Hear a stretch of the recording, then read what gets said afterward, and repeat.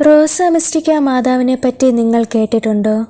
നമ്മുടെ അമ്മ ഇറ്റലിയിലെ മോണ്ടിച്ചിയാരി ഫോണ്ടിനെല്ലി എന്ന സ്ഥലത്ത് 1947 മുതൽ 1976 വരെ പ്രിയ റിന ഗില്ലി എന്ന നേഴ്സിന് റോസ മിസ്റ്റിക്ക എന്ന പേരിൽ ദർശനം നൽകുകയുണ്ടായി. റോസ മിസ്റ്റിക്ക മാതാവ് തൻ്റെ ദർശനങ്ങളിൽ ജപമാല പ്രാർത്ഥന വഴി അന്ധകാര ശക്തികൾക്കെതിരെ പോരാടുവാൻ നമ്മെ ആഹ്വാനം ചെയ്യുന്നു. ലോകത്തിലെ പല ഭാഗങ്ങളിലും റോസ മിസ്റ്റിക്ക മാതാവിൻ്റെ രൂപത്തിൽ നിന്നും കണ്ണുനീരും രക്തക്കണ്ണീരും ഒഴുകുന്നതായി സാക്ഷ്യപ്പെടുത്തുന്നു.